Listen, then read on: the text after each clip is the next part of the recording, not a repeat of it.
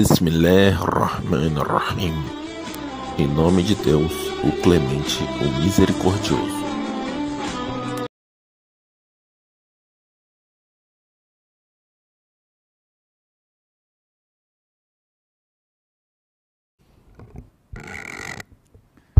Bem, quase boa noite a todos. Eu prometo ser breve, porque assim incorro no menor risco de desagradar. E que a paz de Deus esteja com todos vocês, meus irmãos muçulmanos e não muçulmanos. É só por força da generosidade do nosso presidente de Assamu que eu sento aqui. Eu sou revertido ao Islã há tão somente 4 meses. Então, nos meus melhores sonhos, jamais conceberia a honra e o prazer de estar sentado aqui falando a todos vocês. Quando eu fui convidado para falar aqui, né, algum tema jurídico relacionado à liberdade religiosa, eu confesso que eu fiquei um pouco com a pulga atrás de orelha, porque a minha formação é de processualista. Eu sempre estagiei em contencioso cível, desde o primeiro ano de faculdade até o 5º. Eu fui advogado de contencioso cível 10 anos. Sou juiz há quase 20 anos lidando com contencioso. Basicamente cível, faço criminal também. Fiz especialização em direito processual civil. Fiz mestrado em direito processual civil, doutorado em direito processual civil. Fiz um primeiro pós-doutorado em direito processual civil. Ano que vem vou para Portugal fazer um segundo pós-doutorado em direito processual civil e em 2025 já tenho promessa de fazer um terceiro também em direito processual civil. Escrevo sobre direito processual civil, coordeno uma revista disso, fundei uma associação disso, sou membro de institutos internacionais sobre isso. Falei, como é que eu vou casar isso com liberdade religiosa? Então me veio uma sugestão para falar sobre o tal processo estrutural ou o controle judicial de políticas públicas e como isso é possível em relação a políticas públicas promocionais de liberdade religiosa. E é sobre isso que, de algum modo, eu tentarei falar. Não é fácil, porque o tema é muito mais de direito processual do que direito material, né? E, dentre outras coisas, é um tema polêmico, extremamente difícil. A ideia mesma de controle judicial de políticas públicas é bastante problemática. E por que é problemática? É problemática por diversas razões. Uma delas, há um problema sério a ser enfrentado, que é um problema de separação de poderes. Gostemos ou não, goste ou não o Supremo Tribunal Federal, que não é muito fã dessa ideia de separação de poderes. Mas ninguém revogou, por exemplo, o artigo 2º da Constituição. Né? Que institui, que consagra, que promulga uma espécie de trissecação ou trissegmentação do poder político do Estado, portanto em 3 subpoderes, ou poderes constituídos da República, e diz que eles devem ser harmônicos entre si.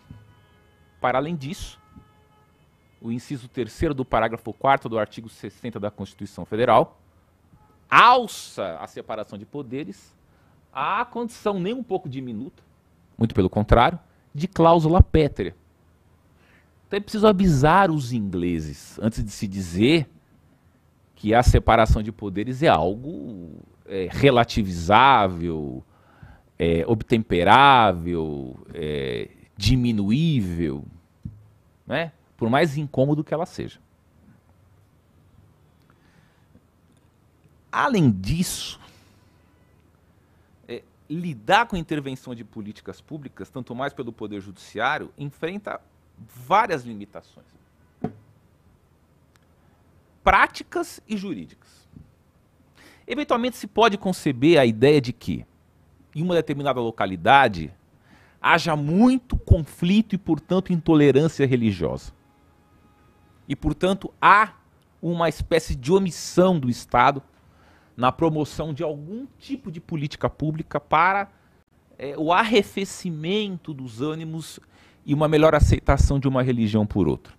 Então é possível, em tese, com todos os senões que eu levantarei aqui, que a ANAGE, por exemplo, esteja por trás de uma ação, entre aspas, coletiva, como preferem alguns, de uma ação estruturante ou reestruturante, uma ação que peça ao Poder Judiciário a condenação do poder público a implantar uma política promocional de tolerância religiosa, até então inexistente, ou reestruturar uma política pública de tolerância religiosa que se mostre na prática insuficiente, quando não ineficiente.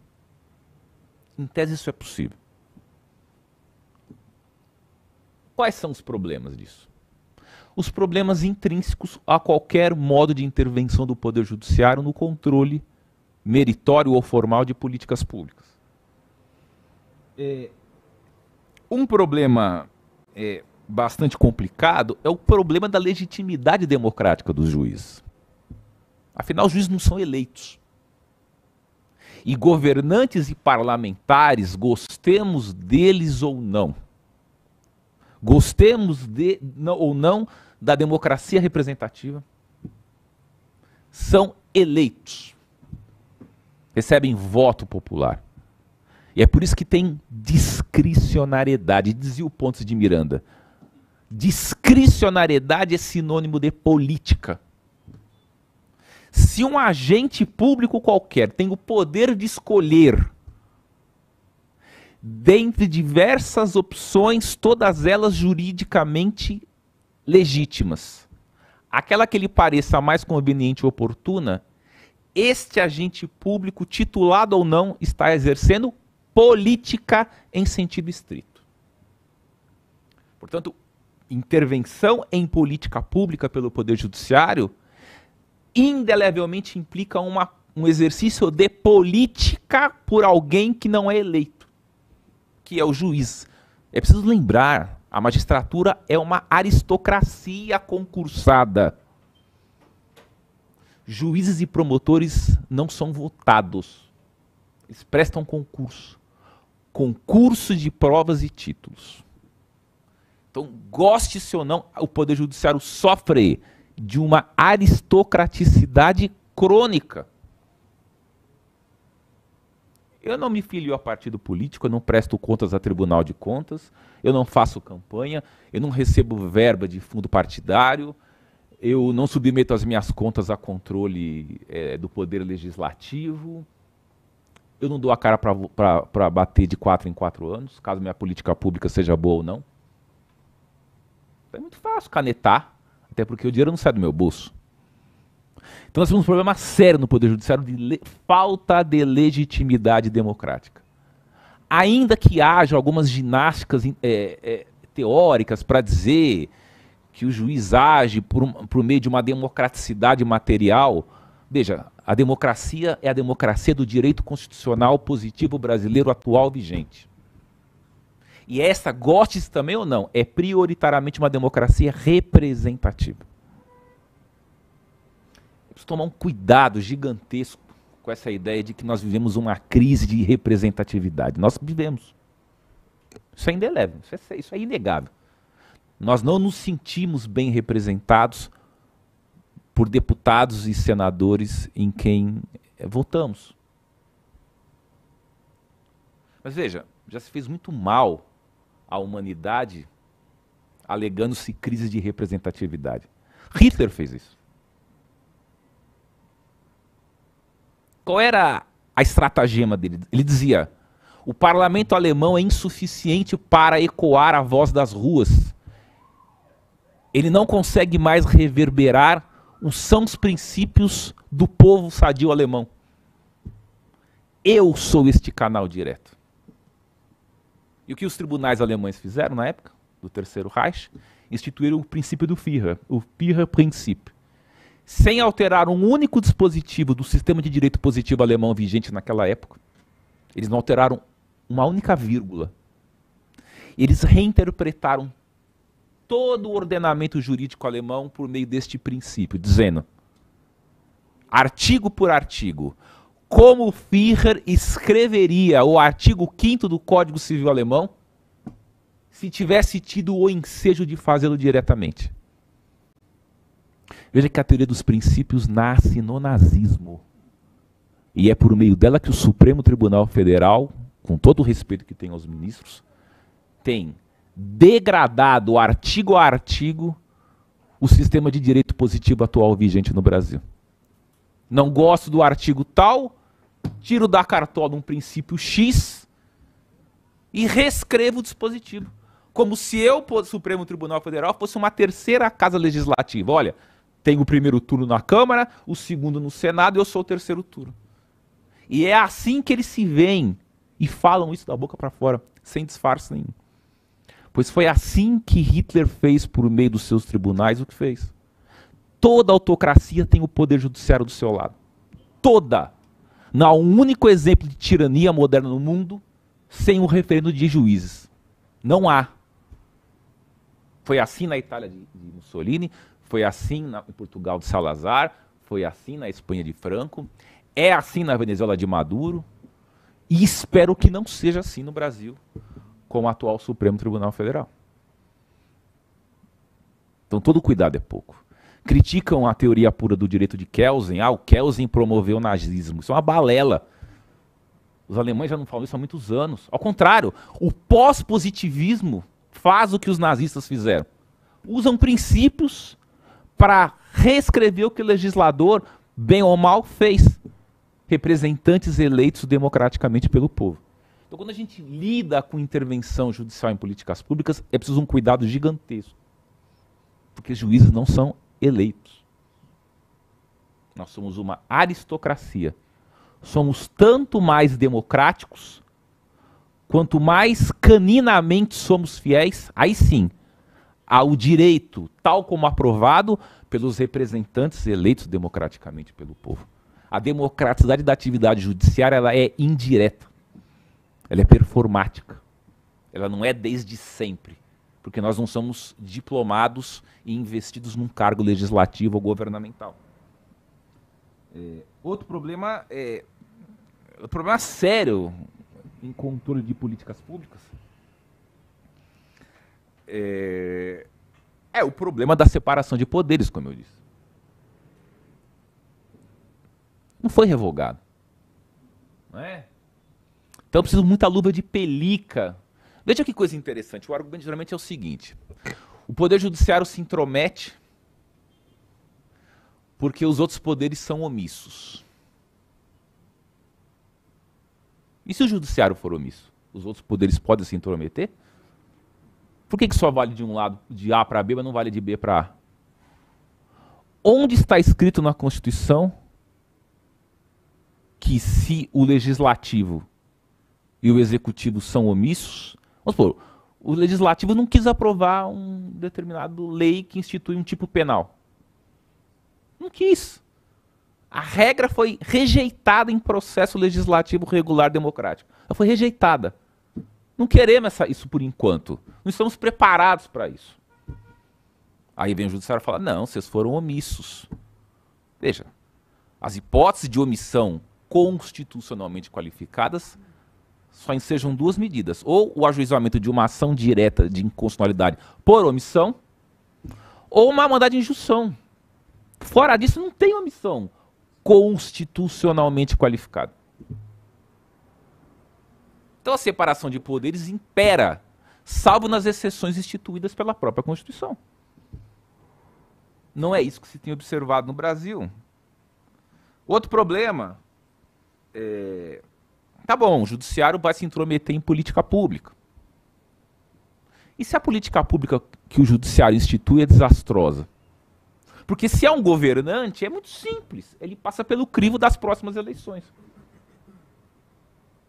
Eu não quero me intrometer no problema, por exemplo, das intervenções policiais em favelas do Rio de Janeiro. Mas vejam aquela liminar dada em ADPF pelo Edson Fachin. Durante a pandemia, a polícia não entra em morro. E se fosse o governador do estado do Rio de Janeiro que dissesse isso, por meio de decreto governamental? será que ele seria eleito nas próximas eleições? Ou será que algum membro do Ministério Público ajuizaria contra ele uma ação de improbidade por malferimento a algum princípio da administração pública? Ou será que não choveria contra o governador ações populares? Né? Será que esse tipo de intervenção do Poder Judiciário em políticas públicas não transforma o juiz num super juiz? Porque é o melhor dos dois mundos, né? Você tem vitaliciedade, inamovibilidade e redutibilidade de vencimentos, mas não precisa. Aí são os bônus. Sem os ônus, não precisa se candidatar, se filiar a partido político, não precisa passar pela fiscalização de Tribunal de Contas, não depende de verba eleitoral para poder formar, não precisa correr atrás de dinheiro para fazer campanha, não sofre ação de improbidade, não sofre ação popular. Quer dizer, o juiz que controla políticas públicas é um super agente público. Porque ele tem o melhor dos dois mundos. Ele combina o que é o bom de um e o bom do outro. E os bônus ele não tem, os ônus ele não tem, só tem bônus. Então é preciso tomar um certo cuidado com isso. Outra coisa que é complicada. Quem escolhe a política pública que vai ser controlada pelo Poder Judiciário? Quem propõe ação. De ordinário é o Ministério Público. E é assim, eu tenho uma certa experiência com isso. Porque muitas ações coletivas que envolvem controle de políticas públicas vão para a Justiça Federal. Então eu lido com isso há 20 anos. Então é mais ou menos assim, eu era juiz em Corumbá, lá na divisa da fronteira do Brasil com a Bolívia. Então era assim, fiquei lá 3 anos. Primeiro ano tinha lá um membro do Ministério Público Federal que era aficionado por política indigenista. Ele era formado em antropologia. Então estudava comunidades indígenas. Então, ele só propunha ação disso. Ação contra a FUNAI. Ação contra a União. Para quê? Para promoção de uma melhor qualidade de vida para comunidades indígenas locais. Aí ele se removeu, entrou um segundo. Esse segundo, ele tinha sido promotor do Tribunal de Contas de Santa Catarina. Então ele adorava o tema da malversação de dinheiro público. Ele só entrava com ação de improbidade por mau uso de dinheiro público federal. Acabou a ação de indígena. Parece que os indígenas acabaram. Aí só entrava isso. Aí ele se aposentou. Aí chegou um rapaz novo que era uma moça, que o pai era médico. Então ela era aficionada por ações envolvendo políticas de saúde. Aí uma hora eu perguntei, mas espera aí. Essas são as políticas preferenciais do promotor. Mas quais são as políticas prioritárias do município? Não tem controle sobre isso. É totalmente subjetivo. O promotor escolhe quem ele vai infernizar. Isso parece que é pouco. Se vocês forem para comarcas pequenininhas do interior, o prefeito não consegue prefeitar sem conversar com o promotor. Senão a vida dele vira um inferno. Isso eu cansei de testemunhar quando eu era advogado. Sabe o que os prefeitos de cidade pequenininha fazem? Vira o ano, eles vão lá se reunir com o promotor. Aí eles vão fazer uma espécie de... Tem uma palavra em inglês que eu vou lembrar. É uma espécie de securitização. Ele pega o plano de governo dele para aquele ano letivo e fala assim, olha, dá uma lida aí que o senhor concorda com tudo, promotor. Se o senhor concordar, o senhor me promete que o senhor não vai mais encher a minha vida com ação civil pública, com ação de improbidade, ficar me notificando para prestar informações em inquérito civil ou em inquérito policial. Então é assim, eles negociam o que vão fazer com o promotor. Em cidade pequena é assim que funciona. Por quê? Porque virou, no Brasil, uma proliferação, uma cultura disseminatória de ações para controlar políticas públicas. E não raro o promotor não gosta. Veja o que aconteceu já. O prefeito faz uma campanha. Vou investir no asfaltamento das ruas da cidade.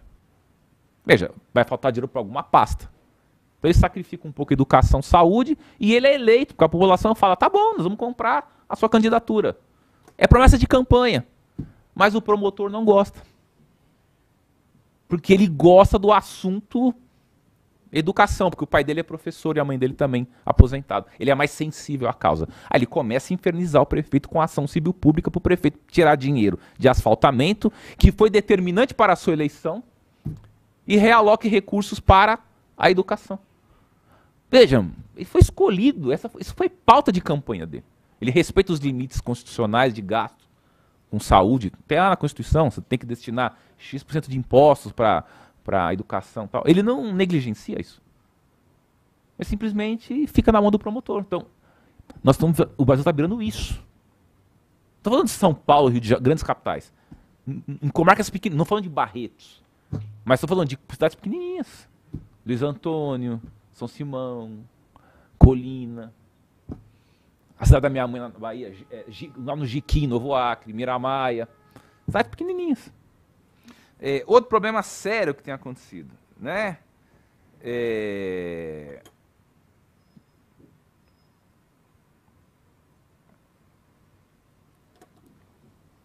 Qual é o papel da Constituição e da lei nisso tudo? A Constituição não prevê controle judicial de políticas públicas. Tem uma linha da Constituição falando isso. E também não tem lei regulando isso. Qual é o papel da lei e do texto constitucional? A Constituição é a lei, é aqui. Vejam, eu não tenho a menor dúvida de que há situações em que é preciso a intervenção judicial. Mas não uma intervenção geral, sistêmica e irrestrita. Os países que admitem isso, você tem precedentes de controle de políticas públicas pelo Poder Judiciário na África do Sul, no Brasil, na Índia, na Colômbia, percebam? País de terceiro mundo. Os países que mais têm ação desse tipo é o Brasil, em primeiro lugar, disparado. É o poder judiciário mais ativista do planeta. Depois a Colômbia. Depois a África do Sul e depois a Índia. E depois a Rússia. Aí você vai pegar os precedentes da Nova Zelândia. Vamos pegar precedentes de monarquias parlamentares constitucionalistas. Que é esse maquinismo de estabilidade política. A gente goste ou não de rei. Holanda, Bélgica, Dinamarca, Suécia, Noruega, Japão, Espanha. Só país ruim, né? Uma coisa estranha. É uma coisa estranha. E Reino Unido, não é? Você vai pegar os precedentes? Não tem. Quando tem é 1 a cada 5 anos. Uma situação excepcionalíssima. O judiciário vai chegar para o chefe de governo e falar, olha, vamos tentar reestruturar essa política, tal. E geralmente a solução é consensual. Não é por canetada. Então assim, chegou um momento que é o Congresso Nacional que tem que resolver se é o judiciário que vai fazer o controle externo ou não. Porque há modelos de controle externo de políticas públicas que são feitos de uma outra maneira. Em alguns países, por exemplo, é assim. Existe um órgão, esse órgão é rotativo, tem membro dos 3 poderes, tem amicus curiae que intervém, Ministério Público que intervém, existe um staff assessorial, quem propõe a ação é o defensor do povo, nós não temos isso no Brasil, é uma espécie de promotor de cidadania eleito, executa mandado de 4 em 4 anos, tem prerrogativas de congressista, é imune a palavras e opiniões, agora com a jurisprudência do Supremo, a gente não sabe mais nem se o deputado pode abrir a boca. Né? Totalmente diferente, mas lá está regulado. E a gente acha que controle judicial de políticas públicas é uma maravilha. Não é. É quando você consegue uma solução consensual. Eu tenho experiência de 20 anos com isso. Você chama lá o prefeito, senta com todo mundo... Vamos cooperar, vamos negociar, vai ser bom para todo mundo. Olha, o MP quer que o senhor implante uma política para abrir mais creches. Precisa ter mais vaga em creche, tem pouca. Então tem aí muita demanda e pouca oferta de vaga em creches municipais. Talvez não vá ser no tempo que o promotor quer. Mas também nesse tempo há de infinito o que a prefeitura quer. Vamos chegar no meio termo? Geralmente você soluciona assim. E é geralmente em 99% dos casos. Mas pode ser que num o prefeito fala, não vou cooperar, não vou implantar, não tenho dinheiro para fazer isso, não quero fazer isso. E aí? E aí que não acontece absolutamente nada. Porque aí começa a correr o processo, é multa diária, é ameaça de prisão. Ok, você pode prender o prefeito, você pode impor multa de 1 milhão por dia para ele ou contra a prefeitura, e ele não implanta. Por isso que nessa matéria é a matéria do cuspe e jeito. Por isso que o juiz aqui é mais mediador do que o juiz. A pergunta é, os juízes têm preparo para fazer mediação pública interinstitucional? Porque o raciocínio é outro. O juiz é treinado para fazer cara... Lembra aquele cara crachá, o Paulo Silvino brincava, cara crachá? O juiz é treinado para fazer isso. A gente tem treinamento para fazer operações mentais de tipo concepto subjuntivo. É encaixar o caso na descrição de uma hipótese de incidência de uma norma. Esse é o nosso treinamento. Por mais que você tenha consciência da função social de um juiz, que ele tem um papel messiânico, ok. Mas a gente passa a faculdade inteira, o concurso inteiro e a vida inteira fazendo só isso. Aí eu tenho que sentar. Não sei se mais comigo. Eu sentei com o prefeito, tava o procurador da República, o prefeito, o secretário de obras, o secretário de finanças, o procurador-geral do município, o diretor da empresa pública municipal envolvida naquela política. Eram 2 municípios, então havia um problema de divisa de municípios ali. Aí estava todo o staff da outra prefeitura, tinha servidores administrativos envolvidos naquela pasta. Ou seja, a mesa tinha mais de 70 pessoas. Eu fiz num auditório da Justiça Federal. E eu tinha que entender o que eles estavam falando. Porque era uma discussão intersetorial, interdepartamental, transdisciplinar, com vocabulários que eu, como juiz, não dominava. Vocabulário político, vocabulário administrativo, vocabulário técnico das áreas de obra, das áreas de finanças, e eu tinha que coordenar tudo isso. E exigiam de mim habilidades típicas de um mediador. Por exemplo, escutativa, paciência, inteligência emocional, criatividade. Veja, é exigido um juiz, uma expertise que se exige quando muito de um secretário-geral da ONU. Ou seja, é um hiperdimensionamento da figura do juiz. Como se o juiz fosse um ser de racionalidade ilimitada. É um juiz fantasticamente idealizado. É por isso que alguns juristas falam que o que acontece no Brasil hoje é um ativismo judicial despreparado. É um ativismo judicial de pau a pique. Você precisa de um juiz que seja uma Ferrari e você tem um juiz que é um burro que é uma carroça guiada num burro. Você põe uma espiga de milho na frente. A gente não tem. E como é que você prepara um juiz para isso? Você acha que é fácil preparar um juiz? Você acha que é fácil passar num concurso? 13 disciplinas. Prova de teste, prova dissertativa, prova oral, psicotécnico, investigação social, entrevista. Isso tudo leva de 1 a 2 anos.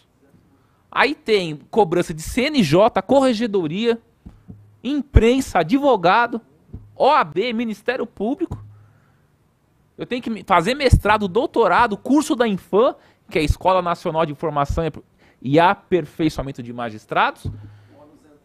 Ainda tenho que me preparar para ser um secretário-geral da ONU para fazer controle judicial de políticas públicas. Como se isso fosse fácil. Né? E já vou acabar, não vou ficar aqui falando muito. Você precisa entender o problema. A gente romantiza muito as coisas. Eu gosto de uma frase de um autor inglês chamado Michael Oakeshott, que diz assim: a política é a arte do possível. Tem coisa que dá, tem coisa que não dá. Agora entrou uma DPF no Supremo para o Supremo determinar a União que implante uma política de erradicação de moradores de rua. Eu acho que tem que fazer. Agora, como é que vão fazer? A gente tá perdendo o chão. A gente está perdendo o chão, o pé. Nós estamos tirando o pé da estrutura da realidade para viver num mundo ilusório, em que ditar palavras por meio de canetada resolve e não muda a realidade. Pode ser que consiga alguma coisa. Ou então, como fazer no governo? Não sou aqui querendo defender o Bolsonaro, não. Aí vem aquelas liminares do Supremo. Ó, Bolsonaro, você tem 5 dias para editar uma política pública nacional para erradicar o problema do cancro mole nos postos de saúde do interior do Brasil. Não é com 5 dias que você resolve, não faz isso. Aí você percebe que é para estiolar o presidente, porque teve uma briga feia entre o Supremo e o último presidente. Então eles ficavam se estiolando, um falava bobagem na imprensa, o outro vinha liminar. Tem 24 horas para implantar uma política nacional de desarmamento de armas de alto calibre. É isso. Né? Então perceba o que está por trás de tudo isso. E é gostoso quando você dá a canetada e tenta mudar. Assim, desculpa, gente, a expressão. É orgasmático. Porque o poder enebria. A gente tem muito poder no Poder Judiciário. E quando você é juiz com um processo estrutural, com um processo coletivo, você lida com um orçamento de município. Você pode estourar um orçamento. Né? Isso também é um outro limitador. Porque, veja, o cobertor é curto. O orçamento é que nem um cobertor. Você tem que cobrir 10 pés. Se você cobrir 3 inteiros, 7 ficam descobertos. Então, é um equilíbrio difícil. E se eu conseguir alocar de um jeito o cobertor em que eu tape dos 10 pés pelo menos 3 dedos, é uma solução ótima de equilíbrio. Quando vem um juiz e fala assim, você tira dinheiro da pasta X e coloca na pasta Y, alguém vai ficar com o pé descoberto. E aí, veja o problema do Ministério Público. Eles não têm a visão do todo. Porque aquele gosta só de índio, aquele gosta só de malversação de dinheiro público, aquele tem a ficção com o tema de saúde pública, o outro é louco por educação e cada um impõe ao juiz a sua preferência pessoal temática. É assim que é hoje no Brasil. Não tem um controle objetivo para eu saber se a preferência do promotor é a prioridade objetiva do local. Isso não tem. Veja como a gente faz ativismo despreparado no Brasil. É de 5ª categoria. E isso é perigoso, porque isso dá poder demais para o promotor. E não é sem razão que todo final de ano o prefeito vai beijar a mão de promotor lá na sede deles na comarca. Isso acontece todo ano. Podem ir para o interior. Capital não acontece. Há um pouco mais de escrúpulo. Bom para o interior para ver como é que é, interiorzinho pequeno. Em casa é verdade, o promotor pega a chave o prefeito dá. Ó, que promotor a chave da prefeitura. Sou prefeita no meu lugar. Isso acontece. Já teve caso dele lá entregar a chave. Tá aqui, eu não quero mais ser prefeito. O senhor agora é o governo do município. E para concluir, outro problema sério que tem acontecido nessa matéria e